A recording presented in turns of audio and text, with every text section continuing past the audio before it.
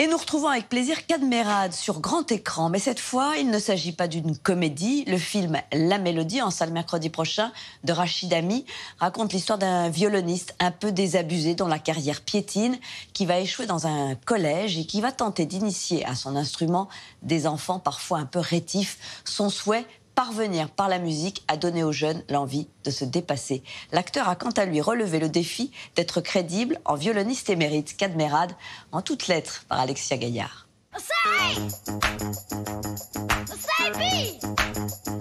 Rendez-vous avec Cadmerade à la Philharmonie de Paris, dans la mythique salle de concert où des scènes de son dernier film, La Mélodie, ont été tournées. J'ai bien compris que c'était la salle qui vous intéressait.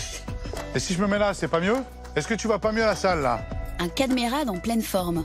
I believe I can fly. Retour sur sa carrière en toutes lettres et on commence avec M comme... Moi, c'est la musique qui m'a fait m'évader de mon quartier de banlieue, quoi. Voilà. Je le dis encore une fois, j'ai eu la chance de croiser des personnes qui m'ont permis de faire de la musique de manière assez instinctive, sans parler de solfège, de conservatoire, de choses qui sont généralement ou très chères, ou très compliquées pour des parents qui n'ont pas le temps. Alors ça a été la batterie, donc, mais ça aurait pu être le piano. Mais ça veut dire qu'on peut aussi faire de la musique de manière instinctive. Et c'est ça que raconte aussi le film. Et c'est important, ça, je trouve.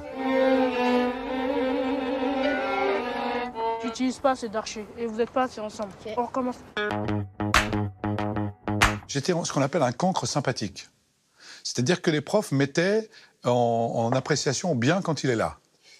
Et ils m'aimaient beaucoup parce que moi, j'étais vraiment le garçon qui faisait rire, qui était très joyeux, très heureux d'être en classe, et pourtant, je me faisais chier à mort. C'est quand même grâce à un professeur d'espagnol que j'ai fait du théâtre, moi, la première fois.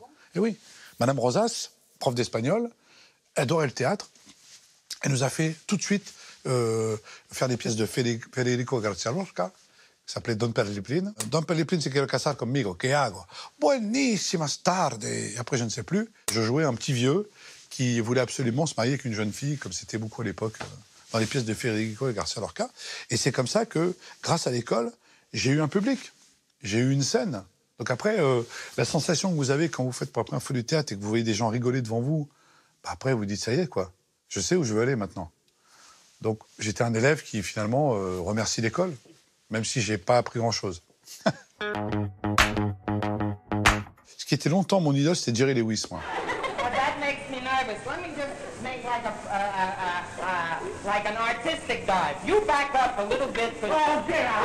Parce qu'en fait, Jerry Lewis, c'est un clown, mais qui aussi sait absolument émouvoir, quoi. Dans certains de ses films, il avait le côté très clownesque, très burlesque, comme De Funès, par exemple. Sauf qu'il avait cet aspect, lui, beaucoup plus émouvant aussi. Dans certaines comédies, on pouvait se mettre même à pleurer, quoi. Avec Dr. Jerry and Mr. Love, qui est un de mes films cultes, un de mes films préférés de tous les temps. Je veux dire, c'est extrêmement drôle. Et puis à la fin, vous avez un peu la larme aux yeux, quand même. Ça, c'était pour moi une référence.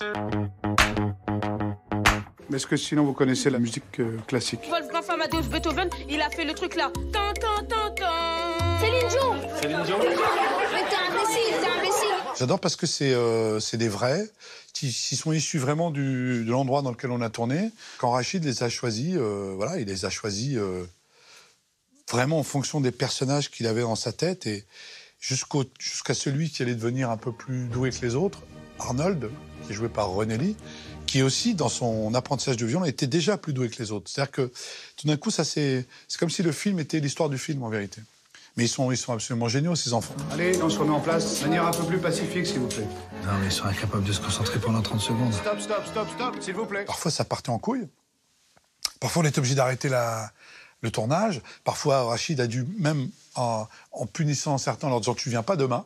Et je peux vous dire que quand vous dites à un petit gamin qu'il n'est pas dans le film demain, je peux vous dire qu'il était bien les boules. Et après, ça se calmait. Puis à des moments, ils étaient fatigués, il faisait chaud, comme nous. Donc c'était assez intéressant. Moi, j'adore tourner avec des enfants. Il y a des moments où je me demande pourquoi tu m'as épousée. Tu as de ces questions. Oh, c'est quand même pas une question qui a pas de réponse au bout. Qui a pas de réponse au bout? Une question au bout de laquelle il n'y a pas de... S'il te plaît. Oui, bon. C'est déterminant dans ma vie, cette rencontre. Je me suis retrouvé face à cette dame, Jacqueline Duc, qui avait joué avec Fernandel, qui avait été une espèce de petite soubrette à la Comédie Française, petite brune pétillante, qui avait pas de méthode, mais qui avait une passion. Elle m'a transmis sa passion du théâtre, des grands rôles. J'ai joué le misanthrope, j'ai joué Pyrrhus dans Andromaque, j'ai joué des choses très difficiles à jouer, mais c'était tellement pas scolaire, justement, c'était que de la passion, que j'ai pris ça d'elle, et je regrette tellement qu'elle soit partie, qu'elle voit pas ce que je suis devenu. Non, mais c'est important, ça. Mais je pense qu'elle est jamais très loin, de toute façon.